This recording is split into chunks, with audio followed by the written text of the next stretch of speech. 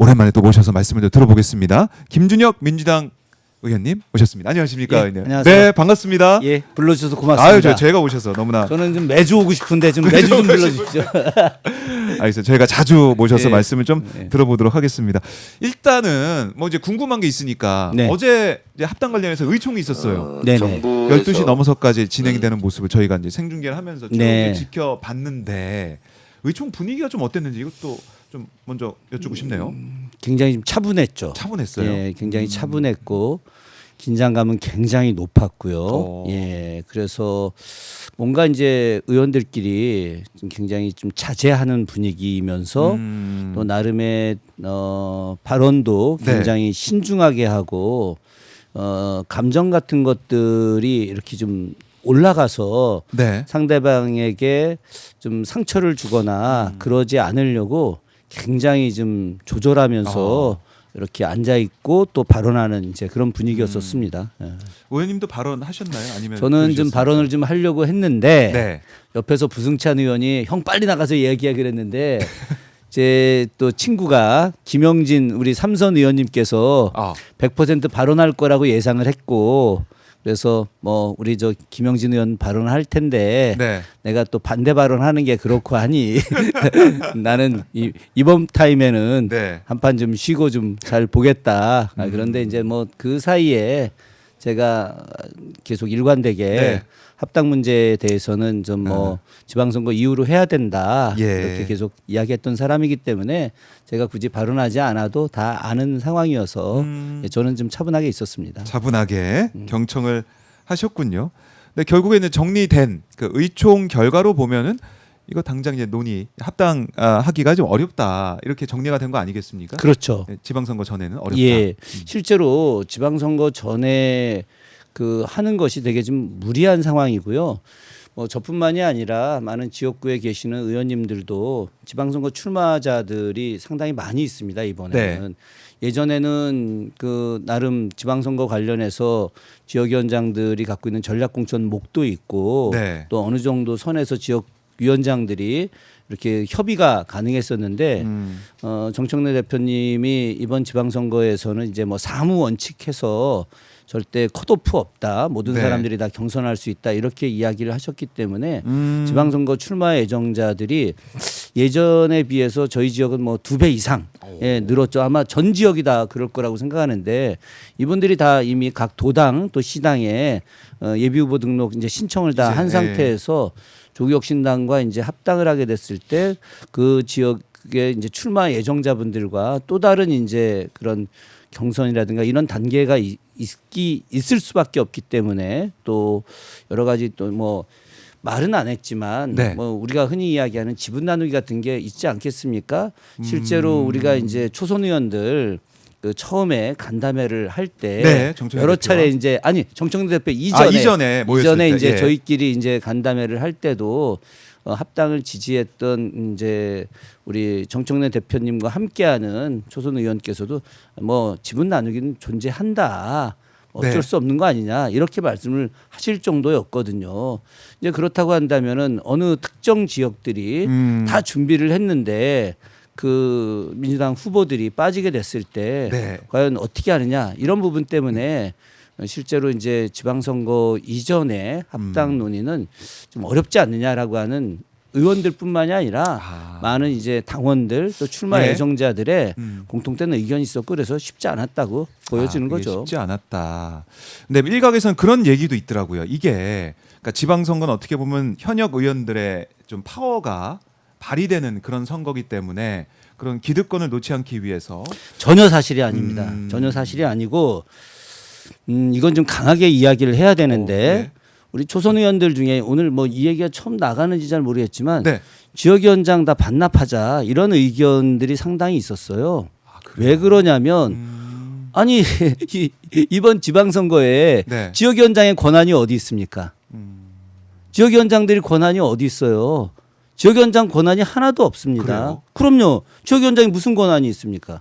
이번에 다 신청하고 다 그 예비 후보자 검증위원회 그리고 공관위원회에서 다 하고 지역위원장들이 할 수 있는 역할들이 전혀 없는 상황에서 네. 지역위원장들이 어떠한 권한 행사도 할 수 없는데 지역위원장들의 기득권을 유지하기 위해서 합당을 반대했다라고 하는 말 자체는 논리적으로 성립되지 않을 뿐만이 아니라 현실적으로도 말이 안 되는 얘기입니다. 만약에 네. 그것이 4년 전에 지방선거의 상황이었다고 한다면은 그런 내용이 가능했겠지만 지금은 뭐 전혀 없어요. 저도 그래서 제가 정청래 대표한테 식사하면서 네. 내가 오랫동안 준비해 왔던 후보들이 있었다. 어. 그런데 그 후보들이 지금 이렇게 그 전략 공천을 할 수 없는 상황이 돼버려서 결국은 출마를 못하게 됐다. 어느 부처에 있는 아주 괜찮은 고위 공무원이었는데 이제 그 어느 정도 선에서 나오게 해서 정말 지역구에서 좀 출마하게 하려고 다 준비하고 있었거든요. 좋은 인재라고 생각을 너무 했어. 좋은 인재였죠. 예. 근데 끝내 못했죠. 예. 아, 그러니까 어떻게 보면은 이 지방선거 앞두고 합당 논의하는 것 자체가 민주당 이 입장에서도 좀 마이너스가 되는 것이고 좋지 않은 선거에서도. 저는 이제 그런 생각이 듭니다. 이 합당을 뭐 충분히 할 수도 있죠. 있겠지만 그런데 그것이 어떤 지분 나누기적 개념 같은 게 만약에 조금이라도 등장을 하게 되면 네. 그 파열음들이 어느 일부 지역에서라도 생길 거 아니겠습니까? 그러면 보수 언론부터 시작해서 그것을 이제 침소봉대하는 과정에서 네. 엄청난 핫 이슈로 만들어내고 결국 민주당과 조국혁신당이 이렇게 밥그릇 싸움을 한다. 이런 이 소위 말하는 가짜 뉴스를 실제로 엄청나게 생산을 하면서 지방선거 분위기를 전 흐릴 수 있다. 그렇게 됐을 때 오히려 더 의미 있게 승리할 수 있는데 네. 그것이 더 약화될 수 있는 가능성도 존재한다. 아하. 물론 제 생각이 틀릴 수는 있겠지만 그러나 저같이 생각하는 많은 사람들이 실제로 존재했다. 그래서 그런 의원들의 의견 또 당원들의 의견 이게 이제 반영이 돼가지고 어제 최고위를 거쳐서 합당 논의 지방선거 이후로 하기로 그렇죠. 결정이 됐습니다. 예. 그거는 잘 된 결정이다. 이렇게. 뭐 저는 합리적 결정이라고 생각합니다. 뭐 잘됐다 잘못됐다의 개념이 아니라 굉장히 오랫동안 좀 고심하고 특히나 뭐 또 우리 정청래 대표님도 네. 뭐 저는 뭐 합당에 반대했던 사람이지만 정청래 대표님이 초선부터 시작해서 중진 의원들까지 네, 다 많은 만났죠. 의원님들과 다 대화를 나누고 또 경청해 주시고 네. 또 그 과정에서 최고위원회에서 사실 좀 불편한 목소리들도 많이 있었는데 네. 그걸 잘 참아 주시면서 이렇게 합리적 결정을 이렇게 논의하고 결정해 주신 거에 대해서 감사드리고 저는 그런 부분들이 향후 조국혁신당과 이런 선거 정책 연대 과정에서도 어떤 좋은 결과를 만들어낼 수 있을 거라고 생각합니다. 알겠습니다. 자 이제 일단락이 됐고 사실 어제 이재명 대통령의 국무회의 이제 발언 이것도 네. 좀 눈여겨 볼 수밖에 없는데 웬만하면 이런 얘기 안 하려고 했다면서 국회 입법 속도를 좀 내달라고 부탁을 했어. 이 발언. 두 번째 이야기 아니겠습니까? 벌써 입법 속도 늦는다라고 하는 거는 참 굉장히 답답하셨겠죠. 제가 봐도 특히나 뭐 민생 법안과 관련된 내용과 더불어서 국정과제 입법이 핵심 내용 아니겠습니까? 100대 국정과제가 있는데 그 100대 국정과제를 진행하기 위해서는 반드시 정부 입법이든 아니면 국회 입법이든 법이 필요한 거예요. 근데 이것이 지금 뭐 사실은 국민의힘에 이런 민생 법안 처리를 안 하겠다라고 하는 태업이죠 일종의. 예. 근데 그 태업을 우리가 어떤 식으로든지 설득해서 국회 본회의장 안으로 들어오게 해야 되죠. 법사위 안에서도 먼저 법안을 정리하고 또 본회의 안으로 오게 해야 되는데 네. 그런 부분에 대해서 민주당이 제대로 하고 있지 못하다는 것에 대한 또 내부적인 이런 그 잘못된 뭐 알력이라면 알력일 수 있는데 네. 이런 내부 논쟁이 길어지면서 제대로 된 입법 활동을 못한 것에 대한 아쉬움을 전 토로하셨다고 보고 있고요. 저는 이제 그런 대통령의 이런 발언들이 뭐 그냥 개인 이재명 대통령이 한 것이 아니라 국가수반 이재명 대통령이자 전직 더불어민주당의 당 대표셨던 분의 말씀이기 때문에 상당히 진중하게 우리가 좀 받아들여야 되는 것이고 또 그걸 진중하게 받아들여서 네. 어제 나름의 어떤 합리적 결정들도 이렇게 하는데 일종의 좀 외곽에 멀리 불어오는 바람으로서의 역할을 하지 않았을까 그런 생각을 합니다. 네, 이제는 정말 이재명 대통령이 그동안 강조해왔던 입법의 시간이 될 수 있어야 된다. 예. 어떻게 뒷받침할지 여당의 행보를 좀 더 지켜보도록 하겠습니다. 자, 이제 이런 가운데 지금 민주당 70명의 의원들이 모임을 만들었습니다. 이것도 지금 보도가 막 되면서 난 진짜 알려졌는데 너무 어이가 없어가지고 이거 어떻게? 그 반청 모임? 예, 그렇게 예. 이제 보도하는 언론이 그래서 있더라고요. 난 또 그 반청 모임이라고 해서 반청나라 모임인가? 예, 사실 뭐 전혀 아니고요. 네. 내용은 진실은 좀 이렇습니다. 이재명 대통령의 재판을 이제 완전히 중지해야 된다. 그리고 기소 중지를 해야 된다라고 하는 생각들을 민주당 의원들이 다 갖고 있지 않습니까? 그죠? 그건 너무 당연한 것이고 최근에 국민의힘에서 이재명 대통령의 재판을 재개해야 된다. 네. 뭐 이런 식의 그 말도 안 되는 내용들, 이건 헌법에 위반되는 주장하더라고요. 내용들을 막 이야기하고 있잖아요, 그죠? 그래서 아예 좀 확고하게 좀 다지자라고 해서 이재명 대통령이 이제 당대표 시절 또 그 이전부터 대장동 문제와 관련해서 변호인으로 활동했던 이건태 의원이 네. 관련해서 우리가 기자회견을 좀 하자.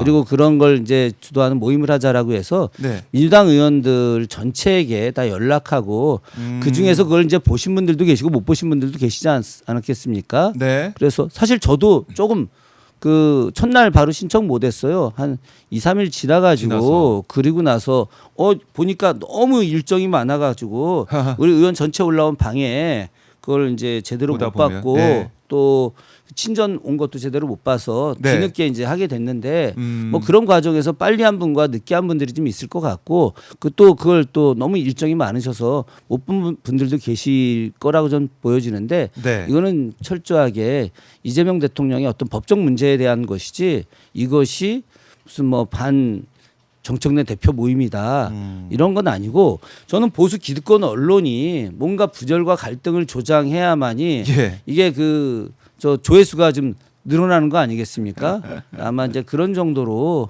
하지 않았을까 하는 생각이 들고요. 거짓말입니다. 거짓말이다. 반청 모임 이거는 말도 안 되는 그런 프레임이다. 이렇게 보시는 거군요. 아니, 네. 아니 사실이니까 사실이니까. 제가 무슨 뭐 여기서 뭘 이렇게 왜곡하거나 포장하거나 애둘러 이야기하거나 이런 게 아니라 사실. 사실이 아니니까 뭐 그게 예. 그러니까 이재명 대통령 이 사건 공소 취소 당연히 이제 해야 되는 것이고 예. 이게 안 되고 있던 게 문제가 있다.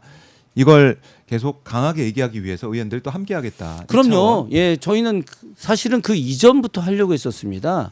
그 이전부터 하려고 했는데 우리 대통령님이나 이제 대통령님 그 주변에 계신 분들이 네. 이게 대통령님과 관련된 내용인데 괜히 이런 걸 이제 이야기하면 그 또 국민들한테 오해가 사거나 예. 보수 언론이 또 공격할 수 있으니까 하지 말아줬으면 좋겠다라고 해서 저희들이 계속 이렇게 잘 안 하고 있었던 건데 예. 최근에 도를 넘잖아요, 그죠? 도를 넘기 때문에 그래서 안 되겠다, 좀 강하게 해야 되겠다라는 생각을 이제 가졌던 거죠. 네. 그래서 이제 함께 한 목소리를 낸다라는 거. 이거 이제 보도를 보고 반청 모임이 만들어졌네 이렇게 하신 분들은 오늘 의원님의 말씀을 듣고 이거 언론에서 이거 좀 마사지해서 보도할 거 이렇게 보시면 되겠습니다. 아니 그러니까 그런 걸 꼭 그렇게 해야 되나? 예, 사람들의 그 순수함과 그리고 민주주의를 지키겠다라고 하는 이런 생각들을 그렇게 호도하는 것이 네. 과연 올바른 언론이냐? 저는 좀 동아일보가 이번에 정말 반성을 많이 해야 된다 생각합니다. 반성을 해야 된다. 알겠습니다. 다시 한번 지적을 해 드리고 자, 그러니까 지금 현안이 너무 많아요. 현안이 많고 어떻게 보면은 우리 이제 국민들께서 걱정하는 게 사법부 문제도 예. 오늘 정청희 대표도 조희대 사법부 비판하는 얘기를 했지만은 사법부를 믿을 수 없다라는 불신이 지금까지 이렇게 팽배했던 적이 있을까 하는 생각이 들 정도로 문제거든요. 이거 계속 이제 재판 결과 나올 텐데. 저는 최근에 들어오는 드는 생각이 요즘 그 인혁당 사건에서 그 대법원에서 사형 판결 내리고 8시간 만에 사형 집행했던 그 순간이 자주 떠오릅니다. 왜 그러냐면 이 사법부가 갖고 있는 힘들이 네. 검찰 집단이 갖고 있는 힘보다 더 큰 거예요. 이 사법부 분들이 대부분 판사 분들이 좀 온순하고 되게 점잖고 이렇다고 생각하는 것 같지만 그들이 내리는 이 사법부 판결이 사람의 목숨을 좌지우지하는 거거든요. 네. 물론 그 정의로운 분들도 많이 계시지만 그러나 세속에 물들어 있는 분들도 있다. 이건 부인할 수 없는 거 아니겠습니까? 그죠? 예. 그러니까 어떻게 보면은 지금 사법부가 이렇게 신뢰를 못 받고 있는 거, 조희대 사법부가 자정작용도 필요하겠지만은 이걸 국회에서 우리 국민들의 이 목소리, 그러니까 국민의 대표로서 국회에서 이걸 또 어떻게 통제하느냐, 이것도 중요해 보이고. 중요하죠. 네. 그런 측면에서 이번에 그 김건희 재판과 관련해서 전 검사 김상민에 대해서 이우환 그 작가의 그림 1억 4천만 원이었나? 예, 맞아요. 그 1억 4천만 그림을 원. 주고 소위 말해서 자리를 달라고 한 그 청탁 내용이 무죄 난 거. 이거를 어떻게 받아들일 수 있겠습니까? 그렇죠. 예. 김혜성의 판결에 대해서 어떻게 받아들일 수 있겠습니까? 이것은 우리 국민 누구나 절대 받아들일 수 있는 측면이 아닙니다. 그건 인사청탁한 거 분명한 사실인 거죠. 그것을 뭐 증거가 부족하다 어쩌다라고 하는 논리로 말도 안 되는 논리로 이렇게 한 부분들 보면서 네. 아 사법개혁이 반드시 필요하겠구나. 그렇기 때문에 이 우리가 이야기하는 이제 법 왜곡죄 네. 이 부분에 대해서 좀 강하게 나갈 필요가 있겠다.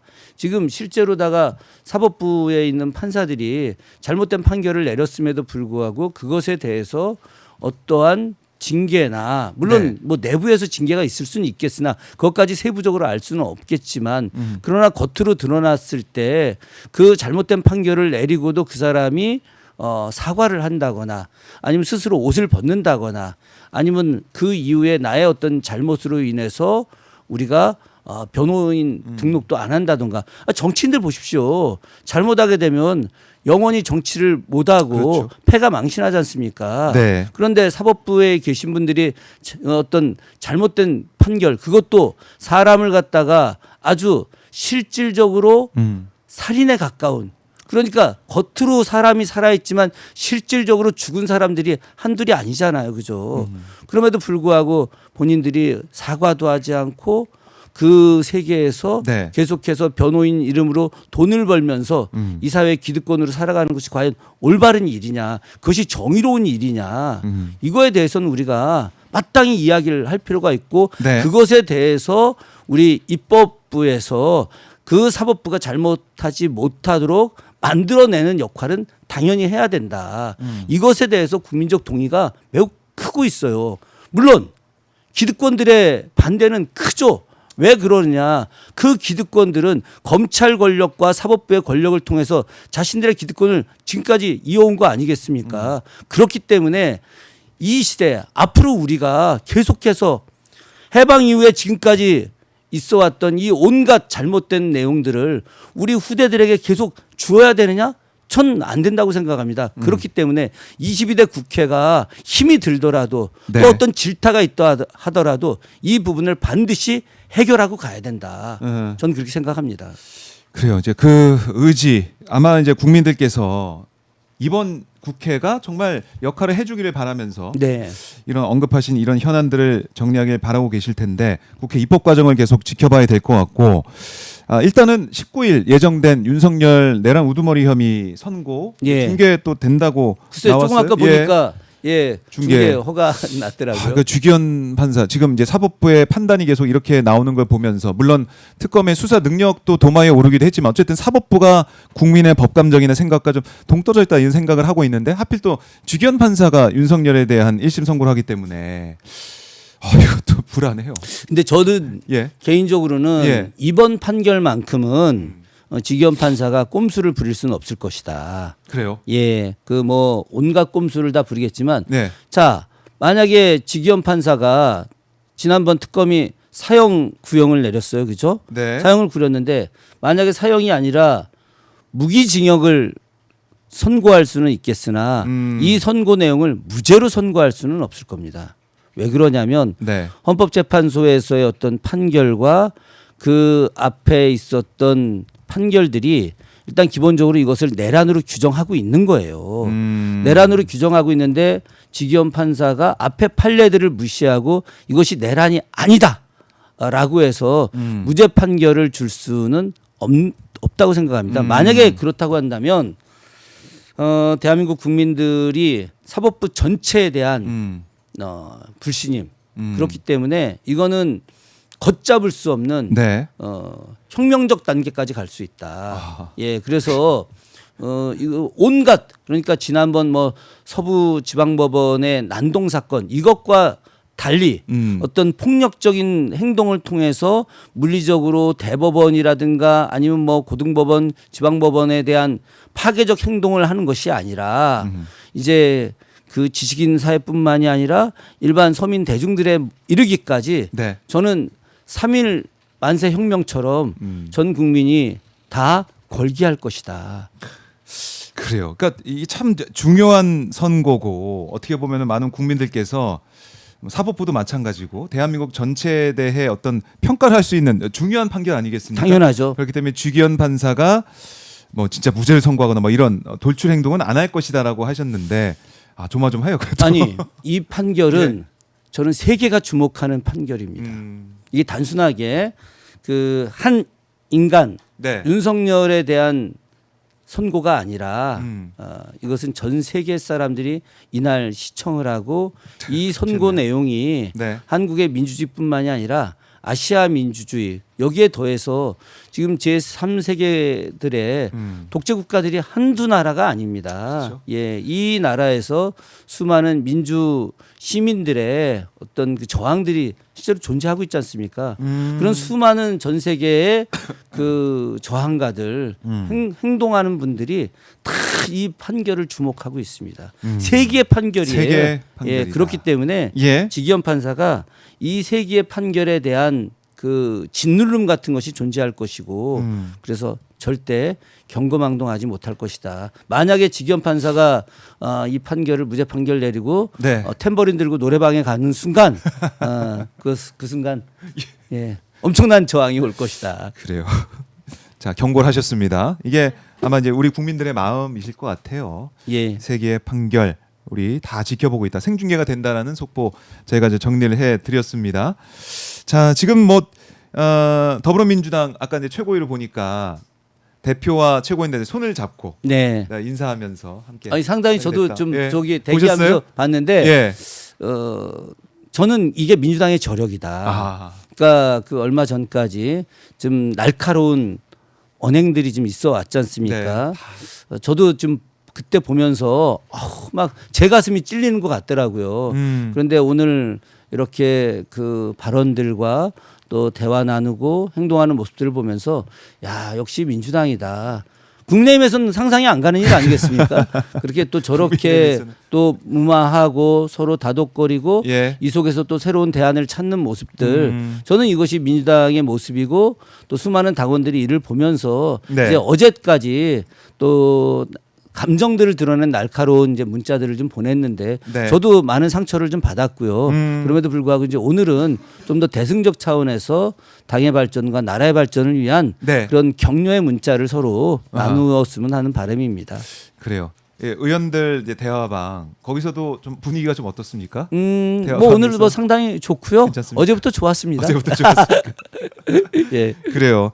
자, 이제는 정말 여당의 역할을 잘 해주길 바란다. 이런 목소리가 나올 것 같고 또 오늘 최고위를 정말 보니까 이제 다 봉합이 되고 수습이 되고 예. 이제는 하나가 돼서 잘 해 나가겠구나. 이런 뭐 안심도 하실 것 같아요, 국민들께서. 좀 자신감이 있고요. 네. 근데 또 이제 약간 뭐 걱정도 있습니다. 어쨌든 오늘 아침에 그 발표난 거에서 이제 조국혁신당과 그런 그 합당 이제 추진 기구를 만들고 조금 전에 이제 조국 대표 기자회견도 제가 지금 다 듣고 왔습니다. 그런 과정에서 조금 더 그 논의하는 과정에서 좀 상처가 좀 없어야 될 것이고 선거 정책 연대라고 하는 것이 또 그 과정에서 약간의 좀 다툼도 있을 수 있거든요. 왜냐하면 조금이라도 우리 쪽 사람을 더 많이 이렇게 그 좀 내보내려고 하는 게 있지 않습니까, 네. 그죠? 이 옛말에 그런 게 있잖아요. 이 저 팔이 안으로 굽는다. 뭐 그런데 이번에는 조금 더 열려 있는 과정에서 누구나 다 인정할 수 있는 그런 선거 연대가 좀 네. 필요할 것이고 이런 것들이 전 뭐 조금 더 어려움은 있을 수 있겠으나 잘할 것으로 생각을 합니다. 네. 이제 좀 마음을 놔도 된다. 이제는 뭐 어떻게 보면 지방선거를 앞두고 이제 정말 시작이 됐다. 아니, 전 마음을 놓자는 게 전혀 그래요? 아니고요. 예. 마음을 놓게 되면 지방선거 과정에서 우리가 흐트러질 수가 있어요. 지금 여기서 물론 우리 내부에서의 마음은 놓을 수 있지만 네. 그러나 국민의힘과 싸워서 많은 지방선거에 당선자들을 내서 네. 하다못해 TK 지역에서도 우리가 3분의 1 정도를 얻어와야만이 안정된 국정 운영을 할 수 있다. 실제로 그 12.3 내란 계엄의 종식은 이번 지방선거에 달려 있다. 그래서 지방선거의 승리야말로 네. 내란 종식을 완결하는 것이다. 그래서 절대로 긴장을 서로에 대한 배려는 하되 긴장을 놓아서는 안 된다. 이게 제 생각입니다. 알겠습니다. 이 중요한 시점에 있다라는 생각이 들고요. 이재명 정부 성공을 위해 지방선거 결과 너무나 중요하다. 예. 다시 한번 강조를 하겠습니다.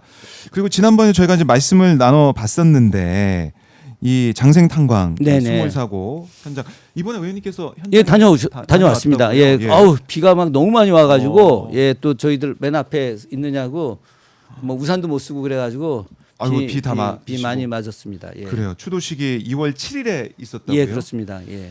근데 이제 보니까 이게 지금 이재명 대통령의 이 언급 또 다카이치 사나이 총리와의 이 발언 그 대화를 통해 가지고 이 사안이 어떻게 보면은 잘 이제 풀릴 거로 생각이 되는데 의원님이 이 과정에서 역할을 좀 많이 하셨다고 저도 들었어요. 뭐 역할을 많이 한 건 아니고 이제 네. 역사 공부한 사람 입장이기 때문에 장생탄광의 문제를 좀 잘 알고 있었고요. 그래서 장생탄광에 대해서 이제 어떤 뭐 진상 규명도 해야 하고 네. 또 유골도 이제 잘 수습해야 하고 DNA 분석을 통해서 또 그 가족들 품으로 돌려보내야 된다라고 하는 것을 일찍부터 제가 이야기를 했고 네. 또 그 관련돼서 이제 대통령님한테도 말씀을 좀 드렸는데 그 한일 양국의 의제를 만든 건 뭐 100% 대통령님의 결단이시고요. 이번에 이제 그 정부에서도 그 DNA 분석과 관련해서 네. 정부가 온 노력을 다하겠다 또 이렇게 말씀을 하셨고 저는 뭐 제가 현장에 가서도 그렇게 인터뷰를 좀 했었습니다. 이번에 빨리 정부 차원에서 한일 양국 차원에서 단일 기구를 좀 만들어야 된다.